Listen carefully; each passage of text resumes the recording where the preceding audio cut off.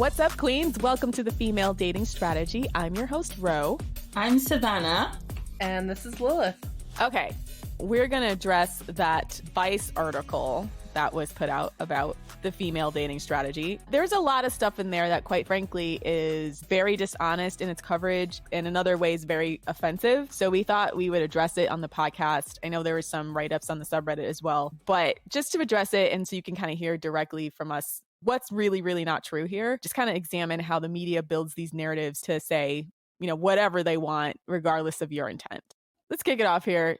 The title of the article is Brutal Relationship Advice for Women from the Internet's Most Ruthless Dating Site. I mean, and then the subtitle is, you know, female dating strategy looks like blah, blah, blah, blah. But critics say its philosophy is nothing more than toxic MiSaNdRy.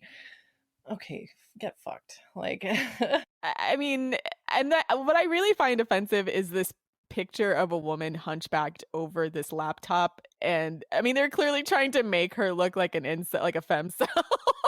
They're trying to make her look deranged, yeah. And the quotes that they've pulled out, it's quite insidious what they've done, because taken out of context, those quotes would seem like, yeah, we are, you know, misandrous, because there's no context to, you know, if we look at the posts that are made on FDS, some of them are essays, right? And they provide a lot of context, but she's literally, or, you know, whoever, I'm guessing she, you know, signed this off, but she's literally picked out, you know, phrases that without context will convey that toxic misandry in quotation marks. And the one thing I noticed too is especially bad faith actors, they can't tell when we're clearly joking or trolling and then when it's serious. And that's actually been the funniest thing about watching men and because what we would call pick-me's react to us, because sometimes we're clearly fucking trolling, right? And they take it as if it's dead serious and then spread it all over the place. Yeah. Like, can you believe these crazy people? And like sometimes it's just mirroring things that were said in the manosphere, but they don't get the irony because women are used to hearing this kind of rhetoric all the time. If you're a woman, you've been on the internet at any length of time, you're going to hear this level of vitriol when it comes to misogyny. So anything that's like even closely approaching something that's critical of men, a fraction of which most women experience online, they panic because they're not used to hearing it. Right. So if we just say like, yeah, you should keep men in scrotation, like kind of being funny. But you know, we're actually, I would say we do encourage like you to date multiple people, but it's nothing different than all these guys talking about keeping a harem and like a gaggle of hoes in every area code. You know what I'm saying? So sometimes it's just like, wow, like now everybody's decided to be outraged, right? Like my problem with this article is it just reinforces the whole thing where when a man does something misogynistic or shitty, like nobody cares. But as soon as a woman does something even 1% as bad as what men do all of the time, all of a sudden then it's a bad thing, right? Like people used to say, oh, like women can't be incels, until they started to realize that the incel could be a label that could be used to insult women, right? So then they're like, okay, now women can be incels because now I can use it against you. Or, you know, male promiscuity, nothing wrong with that. If a woman wants to go on, you know, dates with more than one person at any given period of time, oh my gosh, like you're dehumanizing men and blah, blah, blah, blah, blah. Like, so it's frustrating when men can just basically do whatever they want to women and face no criticism. And when we criticize them, that doesn't go anywhere. But when we mimic them or are ironic about it or make fun of them by sort of like repeating what they do, you know, using irony, then that gets, okay, now suddenly that's a bad thing now that women are doing it. I would say they get criticism, but they get more empathy. And this author in particular wrote articles about incels and was like all about having empathy for these guys who flat out hate women and wanted like the government to distribute us and who have committed hate crimes. So I just kind of think the approach to how sometimes they're criticizing female dating strategy as if like we're outrageous for feeling the things we feel, and while at the same time being horribly sympathetic to the manosphere people, as if like these are just lost guys instead of bad actors and dangerous people, like who very much take seriously the things that they're saying. There's clearly a double standard there. All right, so the first paragraph. On first scroll, female dating strategy looks like any other straight women's self-help site. Between its bright pink borders, you'll see a selection of empowering memes, a bustling advice forum, and articles on getting over heartbreak. You'll see women don't owe you shit slogans and pastel-colored platitudes about becoming your best self. And first of all, that women don't owe you shit, that was shout out to Halle Berry, because that's actually where that came from. Queen mother, absolute. And then she goes on to say, the core message behind it all, men are brain dead and ass garbage, and they need to be ruthlessly evaluated before you form an emotional attachment. First of all, fact. Right? Yeah, imagine like thinking it's a bad thing that you should evaluate men before forming an emotional attachment. I'm still crying at the ass garbage because I'm like, I don't know where that came from. It was probably... I don't know where it came from either. You can find... The thing is, like, because it's Reddit, and if you're on Reddit, you could go to any sub and you'll find whatever you're looking for, right? Because it's an open public forum. We, as much as possible, try to curate our comments, but we have plenty of people that make it through the newbie flare, and they say whatever, right? They say inflammatory stuff, and so I'm sure, like, if you look at it, I'm sure somebody said it, but it kind of cracks me up that it's more or less, they're running with this in particular. And I think, like the next line, even if you think you've met a decent one, you should remain on your guard. It's almost comes across as, we are being almost paranoid, even though it's been well documented that sometimes especially in intimate relationships, which are actually the most dangerous place for a woman to be in, a woman is more likely to be murdered or raped or attacked by a man that she knows than anywhere else. It just seems incredibly dismissive of a lot of women's experiences. We've all heard of that or had that relationship where everything was great for the first 3, 6, 12 months, and then all of a sudden we're in a relationship with somebody that we don't recognize.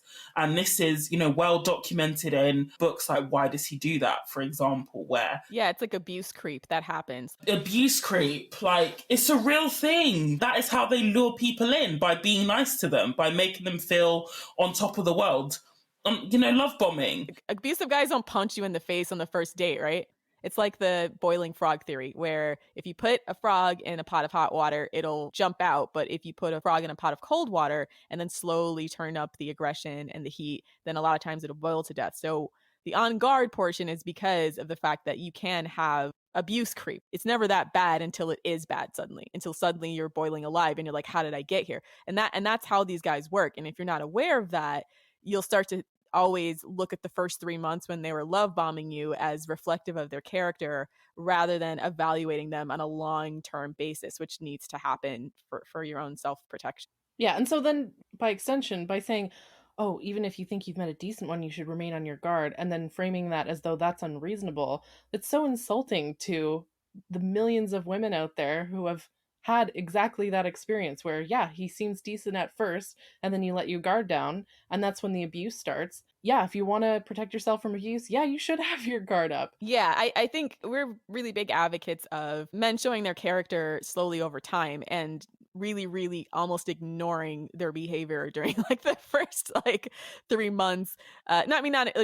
There's certain markers that you should reach, but really, really saying, hey, the person you meet in the first 3 months, that's a representative of who they are. The person you're going to meet over the next year, pay attention to these little red flags that seem small to you or that you justify in your head, because those things more than likely grow into big issues along the line. Because if they're on their best behavior in the first 3 months and they're already showing, what we would call yellow and red flags, then it will only escalate from there.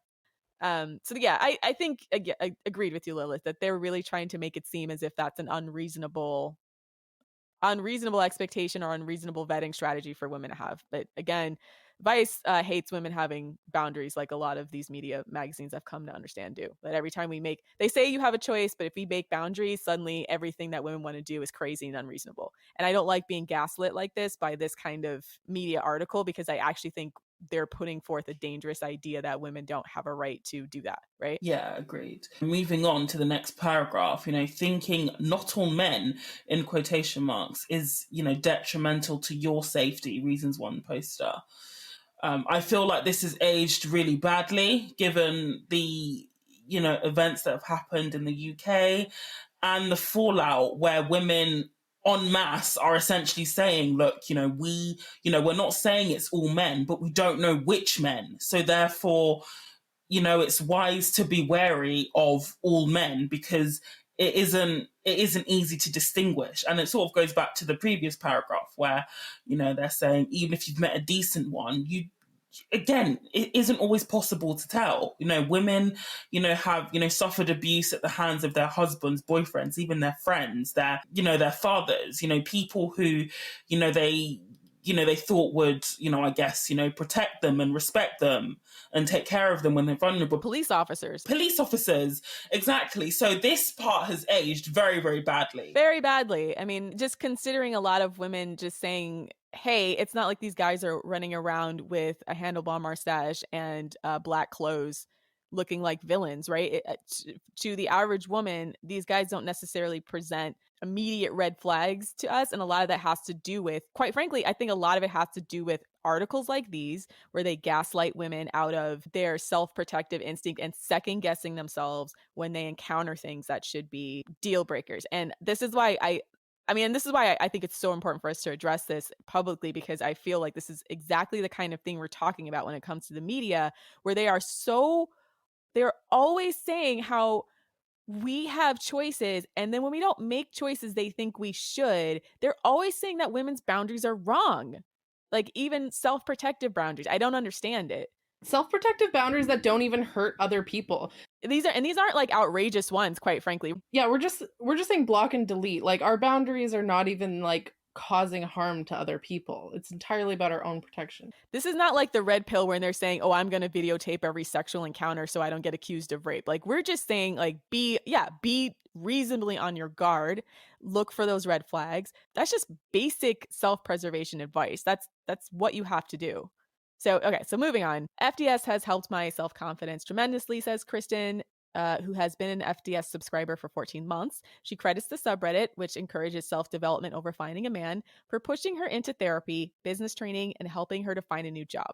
My self-esteem has been nothing always, she tells Vice over Reddit PMs, but through FDS, I realized self-improvement should be the main priority, which I appreciate the really good feedback that we got from this person. And I have to say, part of the reason that we keep doing this is because of the feedback that we're getting for women who are like, finally, I feel such a relief off my shoulders to know that other women even virtually support me, right? A lot of women are out here with no support. And so FDS has kind of filled that space to say, even if you don't know us, like, we believe in you. There's people here that have skills that can help you. We can talk through issues that you're having. It's become a really, really good support system. And the most important thing, I think the most valuable thing about FDS is that we center women first, and this is what angers the men over at Reddit who feel very shut out from the subreddit. But it's like, women are put first. We will also tell you, girl, you need to block and delete, but we'll also celebrate with you. We'll also commiserate with you when the guy who you thought was high value turns out to be low value. Like, we will put you first. And that is a really, really unique thing. And, like you said, Ro, that, not many people have that. Having, that sort of, environment when I was going through my own, relationship, it would have been really, really useful to, for me to understand that actually this is not necessarily a me problem. This is more systemic than I thought. Yeah, and that's a big sticking point with, and we can maybe go further in this article, but I think there's a lot of pretending that a lot of these issues that women have with men are individual problems. But when we talk about how almost all the women we know have experienced some form of sexual assault, catcalling, emotional abuse, neglect, things like that in their relationships, that's patriarchy. All those things combined, to me, is patriarchy. And it seems like they're trying to always make it like a personal problem of these individual women rather than, oh, you're just picking the wrong guy. Right. When women talk about the bad experiences that we've had, it's like, oh, well, it's the law of attraction. Like, it's because you're trash. That's why you're attracting all these trash men. No, it's because men are objectively trash. That is just a fact. It's a pervasive cultural problem. And also, like, the excuse that angers me the most is, oh, he'll treat the woman he wants right, but that woman's not you, therefore he didn't treat you right. Yeah, it's all victim It's just complete nonsense. It's just blaming the woman all over again. But yeah. But moving on, Celeste, another subscriber, agrees that FDS has improved her confidence, adding that it's also given her a new perspective on dating. I'm taking a break from dating for a while, she explains, but when I get back to it, I will be vetting people much more thoroughly and cutting them off at the first sign of disrespect. I don't want to waste any more of my time. Great. Awesome. Like, that's, I don't see anything wrong with that. Yay, Celeste. Queen Celeste, we bow to you. Yeah. Like, I don't even this, I know some of the users are saying they kind of cut off some of the things I was saying and to spin the narrative. So you see how they give them a little tiny paragraph about how this is actually improving them and then go in a tirade about how crappy we are. But, you know, I feel like it's lip service. Yeah, it's lip service. Yeah, she's just paying lip service like, oh yeah, I'm just going to quickly acknowledge that a lot of women do think that FDS is great, but now I'm going to spend like 80% of my article talking about why it's trash or why they're wrong for thinking that FDS is a good thing. Right.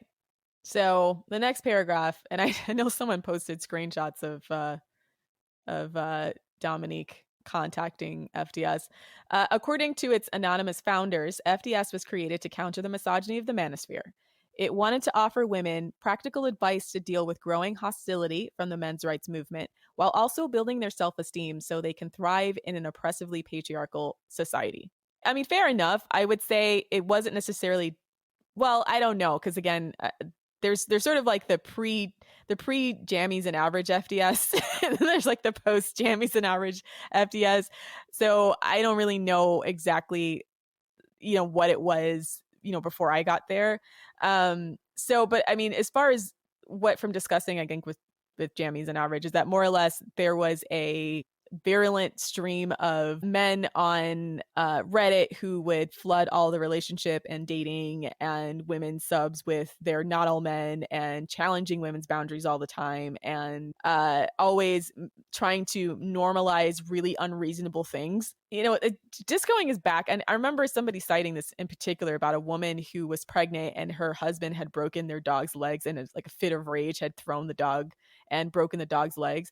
And it was almost like everybody in relationship advice was like, well, you might be having some anger problems. You should go to counseling. And then a lot of the women were like, no, you're pregnant and you're at high risk for being abused. Get out of that situation. Like, why are these guys telling you to, in any way, shape, or form, do anything but immediately even protect yourself? And that's the kind of thing that, you know, if you're a woman sharing advice from other women and know the statistics about how pregnant women are often at high risk for abuse, especially homicide, that you would see that as like a bellwether that this man is dangerous and to leave, rather than all the men who are sympathizing with the man like, oh, he's probably just stressed out right now. I'm like, excuse me, why are you like, no, full stop, leave. Yeah. And then the women who say, no, just break up with him are always ridiculed of like, oh, people are always saying to break up on this website, blah, blah, blah.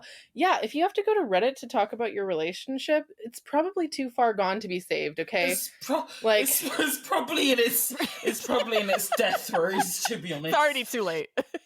Yeah, like nobody goes to post, well, maybe like 1% of the people who post on Reddit have like a salvageable relationship. But by the time you have to go ask strangers like, hey, my boyfriend, you know, broke my dog's legs and, you know, shit on my bed and rubbed my face in it. Like, and am I missing something? Like, you know, maybe I should. Sad part is that's not even an exaggeration about some of the stuff that you see on Reddit. I remember there was another one where I think a guy was poisoning his wife's smoothies, or putting his cum in his wife's smoothies because he was mad at her, like stuff like that. Oh, did you read that one where he was like putting slugs in her food? Oh, that's the one, yeah. And snails in her food. And she got like a parasite. And oh my God, like just, I'm not even exaggerating, like that, and that woman freaking stayed with that guy. Like by the end of it, she was defending him and being like, oh yeah, we have issues, we're just gonna work on it, blah, blah, blah. Like, oh my God. Yeah, so we exist because there's a whole lot of women who ain't going with that, who are just like, this is actually crazy, and you guys like acting as if it's completely and totally normal to be grinding up slugs and putting it in your partner's morning drink are insane. So that, as far as I know, there was a general trend towards these female-only subs, and FDS was a part of that trend. One of many subreddits that were women only. And now we're the only one left. It took off because I think, again, like when I think Jammies and Average kind of took it over, they created the rules, they started doing the flaring system, they started like a bunch of stuff I think that was written early on went viral. And so then that kind of compounded versus stuff like, and they got it locked down. Like, yeah, they locked down. Yeah, like by the time I came to FDS, it was already locked down. Like I don't know anything about that old-timey origins when FDS was in its primordial state. yeah. Chaotic primordial state. It was long before I joined. I remember when someone else, one of the other, subreddits was like, I'm going in, guys. And then he skipped along and then came back to report and say, they've got it locked down tighter than Fort Knox. Yeah. Yeah. That was... So, I mean, that's the only way to operate on Reddit. And I know there's a lot of other female-only subs that are coming to that conclusion now where they realize even on their subs, men are always in the comments like, not all men, or what about us? And you don't understand how men feel. And it's like, why are you on this female-only sub policing our thoughts? But anyways, next paragraph. Okay, so... the manosphere has an army of men dedicated to creating new ways to exploit and abuse women. An FDS spokesperson tells Vice, we bring attention to women of the various ways men are exploiting us, actively and passively, so we can avoid it. Cool. Yeah, I don't see any problem with that. That's what we said. Yeah. Yeah. Also not a problem. And, I'm kind of tired of the media more or less burying their head in the sand about this having real implications in real life to people. Like, it's kind of funny to say tee hee hee, look at these red pillars and these guys online, but this kind of rhetoric is actually seeping into the media, and you're actually seeing a lot of it being picked up and canonized, right, in mainstream media. So that there's creep with these guys outside of their little subreddit. It's real life creep and media creep.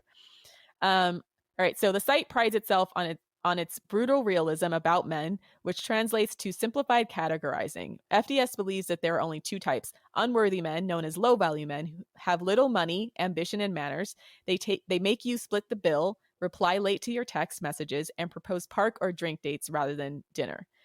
We actually have like 4 or 5, but I think low-value men and high-value men is most popular. But we also had like negative-value men, zero-value men, and then just scrotes, right?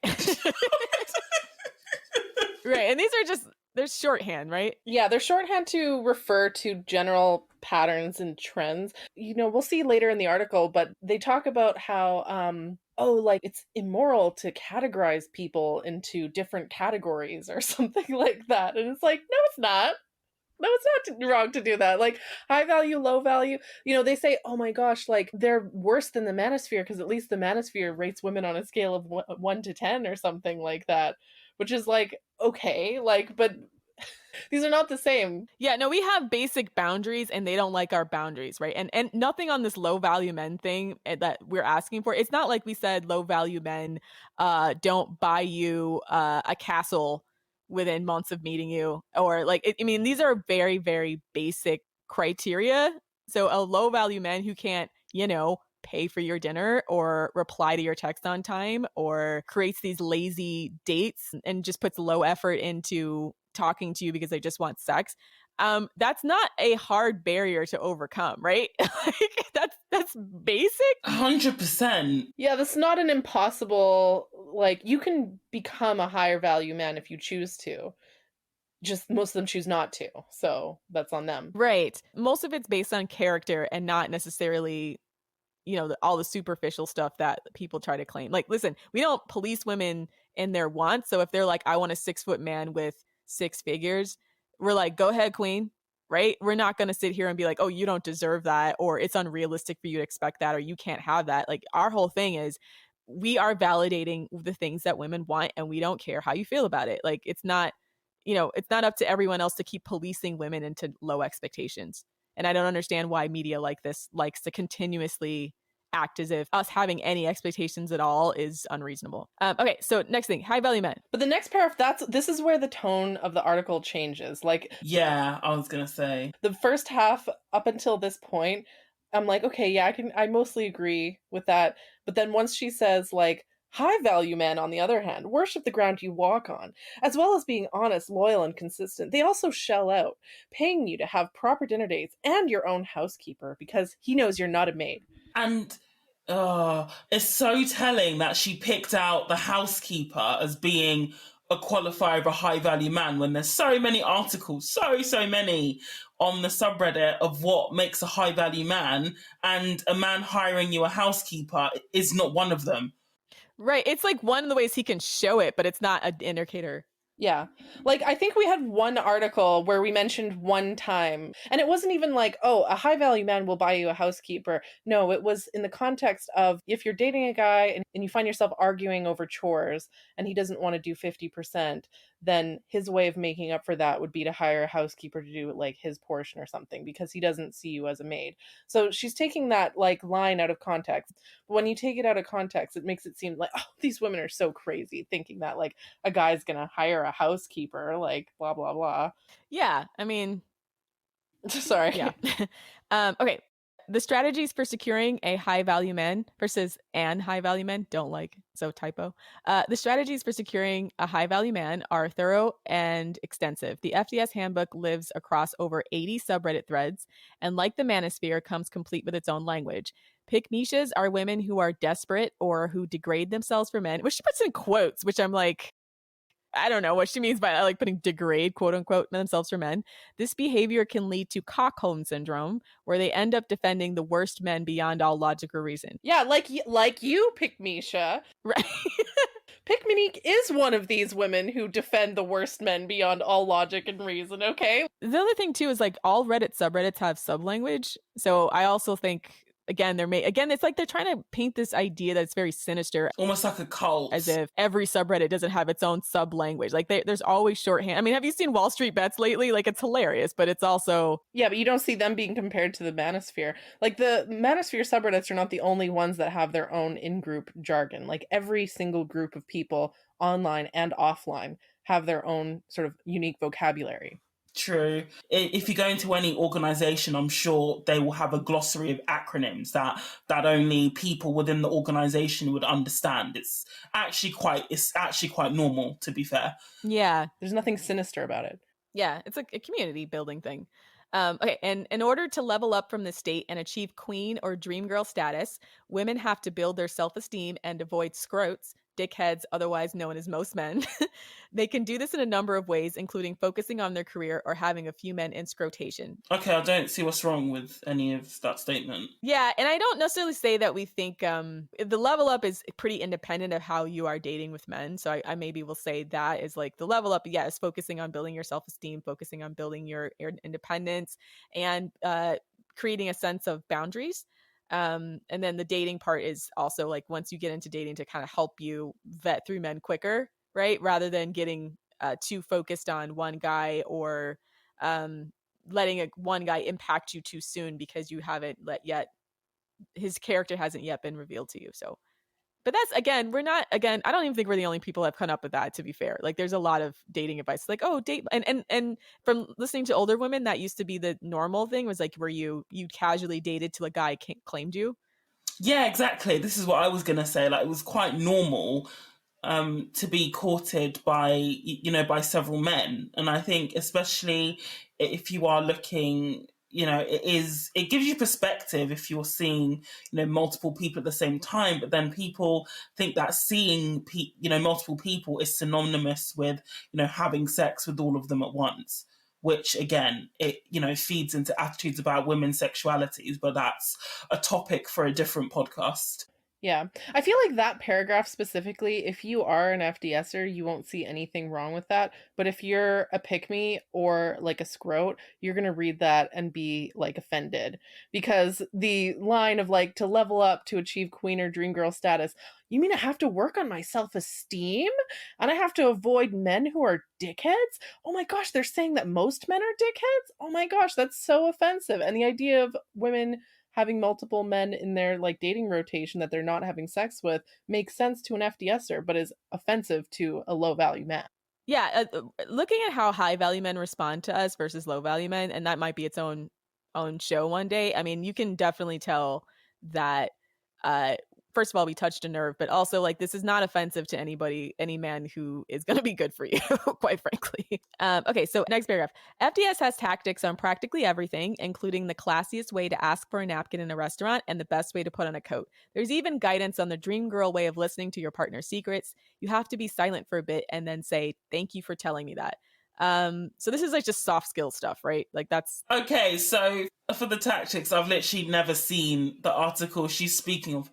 That made me groan because, first of all, like, she's talking about classy first date tips, which is one that I did end up going through the handbook to reread, how to ask for a napkin and put on a coat. That's something that's mentioned one time in one article and like never again. So, there's other things we talk about in FDS way more frequently than that she never talks about. Right. And it's more or less like, again, we don't step on women's like expressions of femininity or gender expression, if that makes sense. So there's been a criticism before, especially coming from radical feminists, because there are some women that'll talk about their fitness journey or like them changing their hair or the way that they speak and feeling more comfortable in that presentation of themselves. We don't criticize women who want to do that. We don't necessarily like make it prescriptive that you have to do that, because there's other women who are like, I am so not into the feminine crap.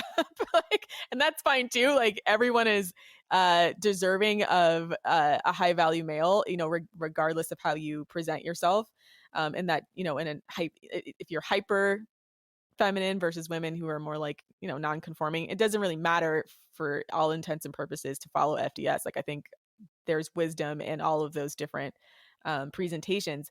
But if women who like that sort of thing want to talk about it, we don't standard shame for them. If that's the standard that they want to hold for themselves because it makes them feel good and they feel like, I want to present a way that I want to be treated and I want to be treated like this, then having these I guess quote unquote class signifiers or classy ways of doing things is a way to signify this is the level of treatment that I expect. Yeah.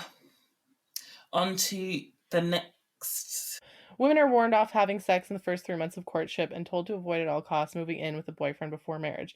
After all, for men, a live-in girlfriend is just like a video game achievement that unlocks regular free sex and half of your rent. Why would they want to marry you after that? I mean, yeah, like, facts. Doesn't the science say that? They've done studies where they say that cohabitation actually lessens your chance of getting married. And it's not us saying that. Yeah, and increases your chance of getting divorced. And, she also completely glosses over the fact that, sex, I mean, this is an issue with Vice in general, who are, trying to push, BDSM down everyone's throats. But it completely glosses over the fact that sex is scientifically risky for women, even more so than men. This isn't just about us being prudes. Like, men can't be tested for HPV, for example, but they can spread it to women. And just, the physical differences between us. I know everyone's trying to pretend that it doesn't matter, but I don't like the idea that I can't operate in a place that feels comfortable for me because it's somehow less feminist to prioritize what I think is the best way to operate based on my risk factors and what I'm likely to get out of the situation. Yeah. Anyways, next paragraph. Needless to say, FDS is divisive and not just among men's rights activists. Many of their views come across as this is my favorite one, actually. This is the money shot right here. This is the money shot. Many of their views come across as simplistic, strange, and mean-spirited. Women are told not to date I'm a strange bitch. Yeah. Women are told not to date men with mental illnesses, for example, or anyone struggling with their finances. One-night stands are a no-no, as are men with small penises. Forced vasectomies are good, but sex work and pornography are bad. The moderators are also proudly kink-shaming, claiming that BDSM and polyamory are disrespectful and only ever explored for the man's benefit, rather than because a woman might have a genuine interest in it herself. Fuck off. Okay. So this is a complete car crash of a paragraph. To be honest, there's a lot here. Just don't even know, where to start. The post where she linked to when talking about, forced vasectomies was actually in the context of, I think it was an American lawmaker raised a bill about, saying that men over 50 should have mandatory vasectomies. And it was more framed in a way where it said, look, men don't like their bodies being controlled. So why is it okay to control, women's bodies? It was framed in that context. It wasn't like saying... Yeah, it was a protest. It was a protest bill, essentially. It was not serious. And we were not saying, oh yeah, let's go ahead and let the government... First of all, it would never have passed because it's like all male lawmakers in Alabama, okay? So Yeah, like it would have never passed. It was just to prove a point over like, oh, you have no problem with legislating women's bodies. Let's show, how you might feel if, we legislate men's bodies. And they have a bunch of priceless clips from men after that saying like, oh, well, I don't want to be told by the state what to do with my body. Gee, you think that women might have similar feelings. Right. And we're not saying it's good for them to get vasectomies. I'm like, that's the other thing. I was like, saying that we're saying it's good. I was like, the entire article she links is just everyone saying, oh, this is hilarious, right? like let them feel the force of the state on their bodily autonomy for once, right? But not because anybody seriously thinks this should pass.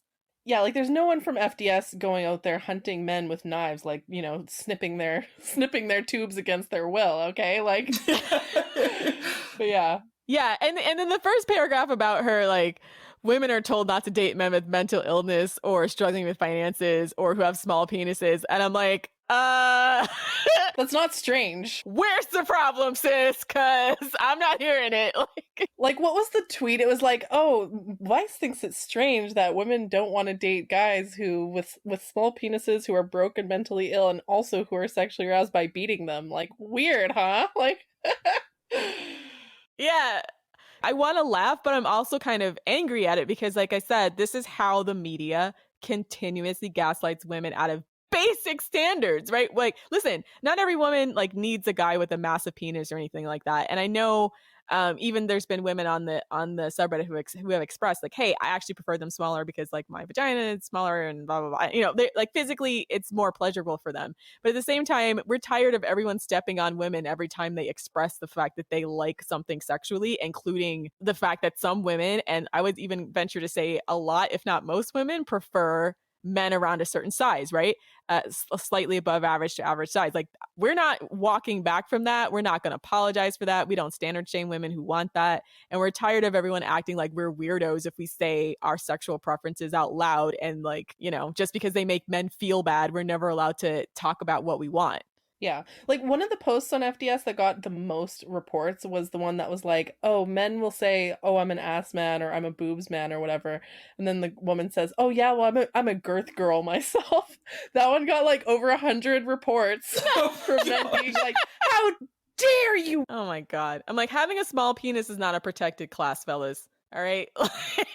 Like they literally cannot handle even 1% of the treatment that they level against women. And it's like there's so much whataboutery on those. We see men saying, okay, so if you like, bigger penises, can I like a woman with big boobs? I'm just like, well, yeah, you can. That's the thing. Like, you're entitled to your standards. You were never going to shut up about that. It's not like you were being silent this whole time, right? Like they already say that. Yeah. Yeah. When were you guys not talking about that? You're entitled to your standards just like I'm entitled to mine, but I'm not shaming you for yours. You're in, our messages and DMs shaming us for our preferences. It's just very, it's such. Like we're shallow and like we want to fuck who we want to fuck, die mad.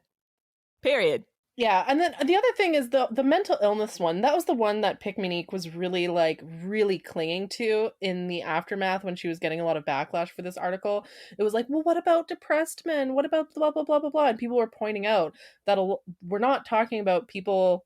Like, first of all, we tell both men and women not to date until you have your mental illness under control. We're not saying like, oh, if you're someone who's ever had a mental illness, you're permanently ruined. No, we say that both men and women should get their mental illness under control before they go out and date. For men and women, it's very different reasons. For women, it's because when you go out and date when you're mentally ill, like depressed, anxious, whatever, it makes you much more vulnerable to predation and abuse. With men who go out and who date when they have mental illnesses, often like they refuse to go to therapy. They're just looking for a woman who will provide emotional labor because they see her as a free therapist. And so women don't want to date a guy who's mentally ill because first of all, we're not qualified to provide treatment for mental illness, right? Secondly, it's not our job, okay? Like, if you want therapy. Society forces all this emotional labor on women. And this is us taking a stand and saying no. And I'm tired of the double speak between feminists complaining about this double standard about how women do all this emotional labor and caretaking, and then getting mad when people create boundaries and say, no, we're not going to do it because it doesn't benefit us and everyone's miserable doing it, right? Yeah. Like the response to the mental illness ones, it's like, "Oh my gosh, so you're saying that depressed guys aren't worthy of love?" It has nothing to do with worth. Okay? It has everything to do with what kind of relationship that you want. And I've spent my entire life, getting treatment, going to therapy, for, depression and anxiety. I've worked my ass off to get to a point where I am mentally healthy and like a functional person with good communication skills and stuff. I am not going to saddle myself with someone who has not done that kind of work. So, yeah, there's nothing wrong with not wanting to date someone who's mentally ill. And they're not entitled. Mentally ill people aren't entitled to a relationship anyways. Yeah, nobody is. Nobody is for any reason. And that's, I mean, again, reasonable boundaries that they're trying to make it seem like it's outrageous. And especially the BDSM and polyamory thing. Someone responded to this article on Twitter about how even in the context of them exploring BDSM and polyamory for their own benefit, the thing that we've repeatedly said is that a lot of the men who are attracted to this are not safe dudes to be around. It doesn't even have to do with just women being interested or not. It's just that, like, recognize that you're putting yourself in an extremely vulnerable state, and don't just look at it from like what you desire, but also look at it from the perspective of what kind of men are motivated to do this. And when it's really telling that the media never wants to talk about BDSM and polyamory from the perspective of straight men who are into this kind of thing, because I think women would be fucking horrified and run screaming away from the practice for the most of the time, because the guys who are into the sexual domination and humiliation of women and don't and they always try to like soften the blow with like a femdom, saying, well, some guys are into women. First of all, that's not, from what I can tell from the BDSM community, that seems to not be as nearly as popular as the reverse. And then when they say all these guys that are claiming their dominance, they always say, well, these guys aren't real BDSM people. But I'm like, well, we can't, again, how do we tell the quote unquote real BDSM people from the fake ones, right?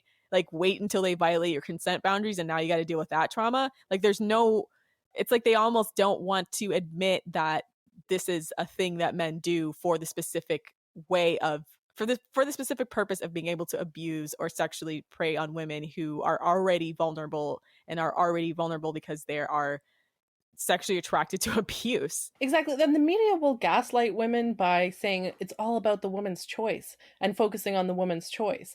But they never focus on the sort of man who is into that, because the most of the time they are in fact toxic. Men who get sexually aroused by beating women, or men who act like their sexual orientation is polyamorous. Okay, I'm sorry, but being a promiscuous man is not a sexual orientation. Right.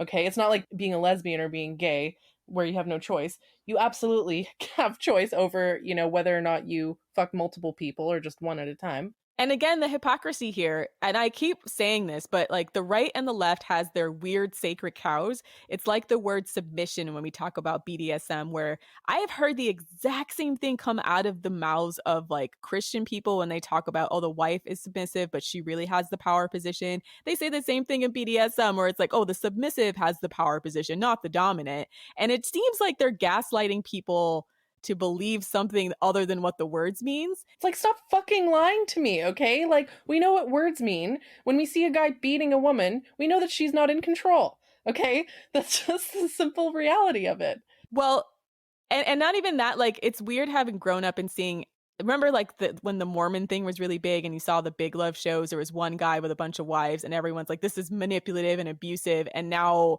polyamory is all the rage on the left. And I'm like, how is this different? How is one guy with a bunch of sister wives different from this one guy than his female only polycule, right? Like, I don't get it seems like it's just semantics at that point. Yeah. And the other thing is the poly relationships you see are, I mean, other than like the same sex polycules, which are like cool, like you do you, but the ones that involve both men and women, are like, it's almost always one man with multiple women.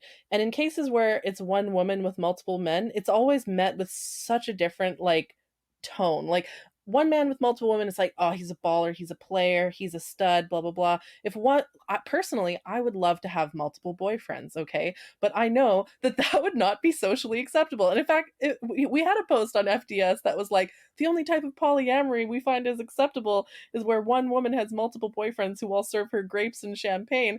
That got so much backlash. They were angry. Yeah. Yeah, everyone was angry at that, saying like how outrageous and how unreasonable it is. We don't have respect for our partners. Like, I don't think a lot of these guys that are into this have respect for their partners either, but we allow misogyny to cook in a way that we don't let, the opposite. Exactly. And it bothers me when so many conversations about polyamory is they pretend like we live in a world where men and women are already equal and there's no like social stigma around sexuality for women.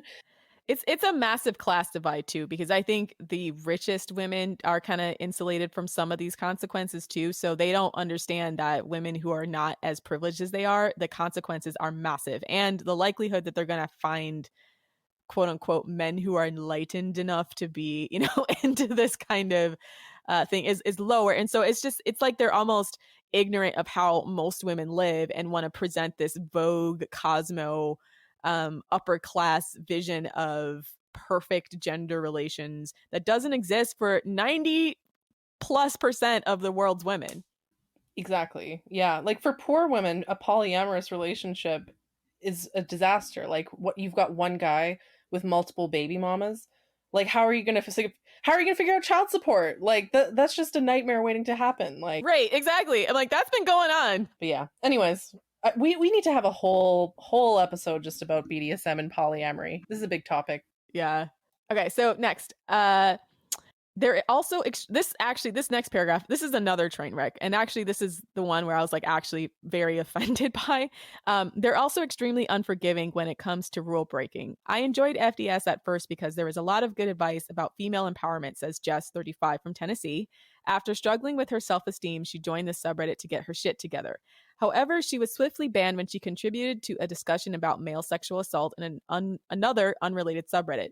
Someone was alluding to the possibility that men couldn't be sexually assaulted, and I replied saying that was ridiculous, she remembers. And then the notification came through that I had been banned from FDS automatically. Ugh, it made my eye roll so much. I'm so mad because I'm like, listen, first of all, nobody's combing people's comments from others. Like nobody has fucking time. But in addition to that, I think it's not a secret. We have a ban bot that if you comment on certain subs that are known to brigade FDS, most of them are like men's right activism type subs or porn, you will get automatically banned by a bot. Even good faith participators get caught in it sometimes, and people go through and request through mod mail to get unbanned, et cetera, et cetera. So I kind of felt like this was very disingenuous to suggest that somehow we had a problem with this person talking about male sexual assault on another subreddit, so we banned her. Yeah, like first of all, we don't care. Secondly, like the implication that we somehow support like sexual assault against men, or that we think that it's not real, or that it's like bad to speak out against sexual assault about men. Like if you were saying that on FDS, yeah, we'd probably ban you because it's not like a focus of our subreddit. This is not a subreddit where we focus on male issues. But if you're saying it on another subreddit, we don't care. And so the implication is like, oh, they're writing it in a way where they want the reader to come to the conclusion of like, oh, they are like pro raping men, basically. Yeah, that's offensive. And like honestly, a big reason why we're addressing this is because if people Google this article and they come in like FDS supports sexual assault against men, and like that's just categorically false. And the assertion that this person was banned for that view is just categorically false. I mean, especially if they're commenting on another subreddit. If they're commenting on our subreddit and wanting to talk about men's issues, we say first and foremost, we don't talk about men's issues. It's not that we don't think that these are important issues. It's just that's not what our specific subreddit is for. And quite frankly, we can't talk about male sexual assault because we're not men. So, if anything like that, we probably would have redirected them to another subreddit. But to suggest that's because we support it or that we have a problem with people discussing male sexual assault is just wrong. That's just wrong. So the ban was a shock, but it came at the right time. Jess admits she'd already been beginning to feel skeptical of FDS's messaging, which often end up being contradictory and hypocritical. I noticed a lot drifting into sexism, she says in one breath. If you don't need a man to take care of you, to don't give a man a second date if he doesn't pay for your first date. To me, that was confusing because you can't have it both ways. Yes, the fuck you can, first of all. Yes, you can have it both ways. That's our whole thing, right?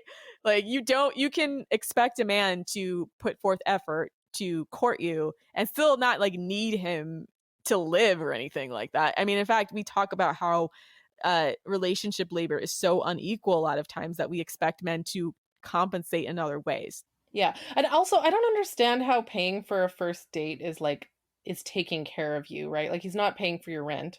He's not paying for your car. Right. Okay, it's the first date. Like, calm down, okay? Bare minimum. And so it's saying like, oh, you cannot both be an independent woman and have a guy pay for your dinner.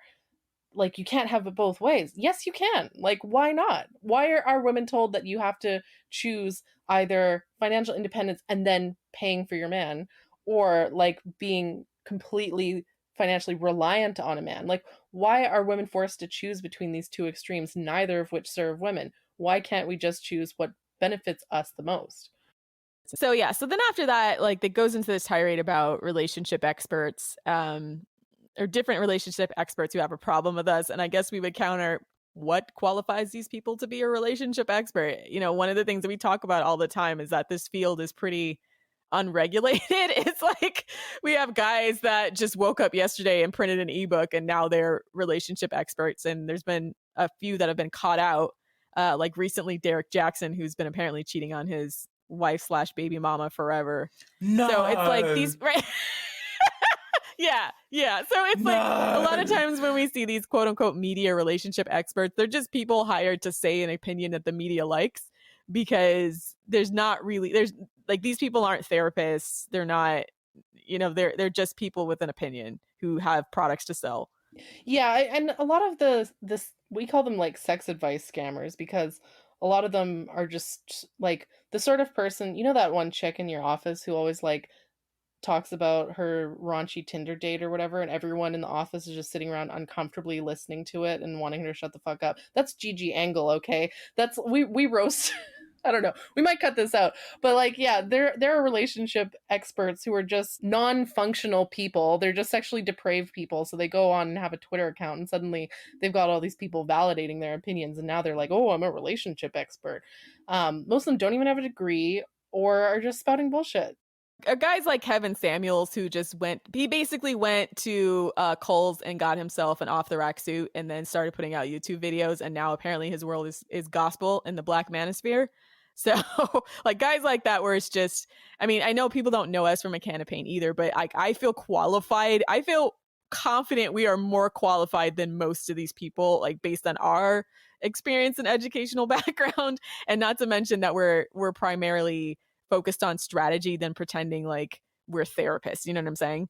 Like these guys are. So yeah. So I mean, that's basically the article. The rest of it's just more of the same, saying, oh, you guys are being unfair, et cetera, et cetera, et cetera. Oh, you're just like the man. I want to talk about the because the conclusion of it is that like we're just as bad as the manosphere, right? Like they talk about, you know, biologically deterministic language, which, you know, why is that only a problem when it's a women's issue? Like why is that not criticized when men are saying stuff like that? But anyways, I mean, to be fair, this guy does say like he doubts it'll be as bad as the manosphere because of how entrenched misogyny is. But I'm also like, us discussing misogyny is not automatically MiSaNdRy, right? It's like, yeah, it's a class issue, right? And then they have a Susan Winter quote saying like, the underlying tone of FDS is that all men are like this. That's just tone policing, okay? Like, I talked in my rebuttal how the expectation that women are always supposed to be nice is a tool of oppression. Because when women are not allowed to speak freely about our opinions, and we have to think about like, oh, how can I be like inoffensive to men? It really limits what we're able to say. And that is the opposite of empowerment, okay? And honestly, like overall, I know that Susan Winter has been posted to the sub, so I'm actually a little bit sad they baited her into this article, because otherwise there's a lot of stuff that I think she says that's pretty spot on. But I also think some of this too is they might have taken what she said. They might have misrepresented what we're about. And then she, made a soundbite, or also generational differences, because I'm like, it's a war zone out here, right? For Gen Z and millennials right now.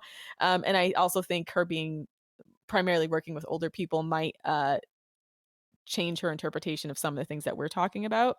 Yeah, like the quote, I've known good men, kind, thoughtful, devoted partners and husbands, blah, blah, blah. We talk about good men all of the time on Female Dating Strategy. FDS doesn't dispute that there are good men out there. That's why, the HBM acronym is a thing. We don't dispute that they do exist, and we all know. If we didn't believe it, we'd hang it up. Like, what would be the point of doing this? At this point, we just take to the streets and be like, y'all need to get all y'all shit together right now. Like, there's no strategizing. It's time to just take to the streets and start burning shit, because at that point it's over, right? So yeah, like, we do talk about high quality men all the time, and I find it interesting that the only time she mentions high value men is in this like sarcastic, kind of snarky, like, oh, he's gonna pay for a maid kind of thing, right? Like, at no point does she acknowledge that we talk about high quality men all of the time. It's just, oh, they think all men are evil, and that makes them exactly and just as bad as the manosphere. It's just a very poorly written article, very lazy, poorly researched, and just straight up dishonest. Just the way that she asked us for comment, saying like, oh, we're going to make an article about the harassment that you receive, and then essentially just adding to that, like essentially adding to that hostile reaction that she said that she was going to be writing about. Oh, and the Facebook comments were lit up with men like so offended at this. So I feel like she did her job, which is to get a bunch of clicks and get men to get all worked up over FDS. But I mean, I pretty much see anybody who's looked at FDS and doesn't understand the value of what we're saying is probably either, like, most guys, if they're high value, will understand, even if they look at it like, they won't think it applies to them, quite frankly. Like, they're just looking like, yeah, some guys suck. Like, I don't see how this is a personal statement on me in particular. And also understand, look at the tips. We've gotten so much feedback from men who have said, we've had a lot of feedback from men who said, hey, I finally understand some of the things that my wife or girlfriend has been talking about, and I've understand how to adjust my behavior in a way that's making our relationship better. We get that all the time from men. And a lot of it has to come them just not understanding our perspective about being a mommy McBang maid, how we're affected by porn, how our sexuality works, stuff like that. That, again, articles like these so misrepresent a lot of women's boundaries and push women's boundaries and misrepresent a lot of women's motivations, that these guys don't understand, why their relationships aren't working. Well, we lay it out and we don't sugarcoat it. So now they're like, oh, I get it now, right? Now I understand how women see the situation. So I think we're providing a valuable service in that respect to both men and women. Okay. And then finally, this last paragraph, I don't like it. And it says, even if FDS is unlikely to develop into anything more concerning, it's still not going to help either as a solution to women's dating woes or as a patriarchy smashing strategy. Playing games, trying to belittle and use men in the way that perhaps women have been used historically is only going to alienate men, warns Mansfield, that this could create a deeper and more toxic rift between the sexes. Vehemently disagree. Oh, like, we're the ones creating the toxic rift between the sexes? Fuck off. Right. Like, they've been on this for a while. And it's weird because it's almost like they act as if women defending themselves against what's become a hostile climate is somehow contributing to the rift. And like, I don't think that we're the aggressors in this situation. I mean, clearly FDS is something that just came along after the manosphere's around been at least 10 years, right? We're a decade behind any type of real quote unquote strategy to counteract some of these toxic narratives in our culture. So to say that like we're escalating it is kind of crazy, because I'm like, it's going to escalate whether we address it or not. Let's just keep it a buck. If there's no counter offense, what are you going to do? Just let these guys flood the media with a bunch of red pill talking points and like shit on little girls' self-esteem and make, what I mean, there's a lot of women that talk about being online and like looking at all the manosphere stuff and having horrible self-esteem because these guys just keep flooding any type of social media with this red pill crap. And we're here saying, like, as a almost like knight in shining armor, cutting through the crap and creating counter narratives and strategies for girls who don't, to say like, don't let this stuff deter you from doing what's best for you. Don't internalize this crap. Don't listen to the media and like their constant delusion about like men and women's motivations. Don't let them push you into sexual exploitation as empowerment. You know, doing things that we think are actually going to make women's lives materially better rather than this ideological stuff they keep trying to force down our throats. That's not working for a lot of women. Like the idea that like we're the bad guys here because, oh, like toxic gender divide or whatever. It's like, I'm just imagining, like, we've been under attack for decades now, millennia even. That itself is the toxic gender divide. So how are we supposed to fix that? We didn't get ourselves into this problem. It's like telling a woman who's in an abusive relationship that you're just supposed to sit there and take his punches and not fight back, basically. You know, and then the moment the woman stands up and like, you know, blocks a punch or something or like pushes him back, it's like, oh, suddenly the police show up and she gets arrested because she's the abusive one or whatever. That's very much like how a lot of aspects of our culture works, where men can just do whatever they want to women and we're not allowed to complain. And the moment that we do complain, we're the bad guys. Yeah, it's crazy. Or we complain, but it's like, oh, it's your fault because you're picking these guys. And we're all like, we don't fucking know. They're always coming up with some new nonsense. Like there's certain fuckboy behaviors that are common, but at the same time, the reason why they're common is because society keeps gaslighting women out of protecting themselves from it, like this article does. Yes, 100%. Yeah, and I just find it especially insulting. This article came out like, what, a few days before Sarah Everard? And then we've got the whole avalanche of men going, not all men are like that, blah, blah, blah, blah, blah. It's just such an insulting addition to this toxic culture that harms women and protects abusive men. You know, and then the other line, either as a solution to women's dating woes or as a patriarchy smashing strategy. Oh, suddenly our job is to smash patriarchy? Like... It's like saying like, oh, you know, we should shut down all of the like soup kitchens because they're not solving homelessness. I tell you what won't solve patriarchy: pretending it doesn't exist and not acting on your own behalf, right? And creating agency within women. That definitely won't smash it. Yeah, burying your head in the sand isn't going to smash patriarchy either, okay? Like we can argue till we're blue in the face over what's going to end patriarchy. But ultimately, like, men are not going to voluntarily do that themselves. They're not going to do it until they're forced to. And that's what FDS is for, is we're pretty much going to create the conditions that will give men no other choice but to start respecting women if they want to get what they want. Exactly. And we're at the end of the day, the buck kind of stops with us, meaning we have the unfortunate responsibility of choosing fathers, and that's going to affect our family lineage for generations, right? We talk about generational trauma, cycles of abuse. That starts with somebody, right? And that starts with a woman not putting herself in the best situation to have the best things for herself and by extension her child. So by us raising the standards, I think that's going to make everybody better off. Like pandering to men's like penis wants, I have yet to hear an argument about why any single woman should ever give a fuck about that. I don't think any woman should do it. I think it actually makes us worse off the more we give a shit about what makes men's dicks hard. Like it's all about how women can empower themselves to make better choices for themselves and by extension generations in the future, right? Our careful vetting of who would be our children's fathers will mean the world to our children, as to our children's children, and so forth. Yeah, like we might not be able to smash the patriarchy, but we can definitely breed it out. Right. That's true. We can make it go extinct, okay? Because we choose life. Like we control the next generation. Exactly. And we have power, use it. All right. And on that note, that's our show. And if you'd like to interact some more, check out our website at thefemaledatingstrategy.com. Also, please support our Patreon at patreon.com/thefemaledatingstrategy. And thank you for listening to Queens once again. And for all you crunchy sock cowboys out there, die med. See you next week. See you next week. See you next week, guys.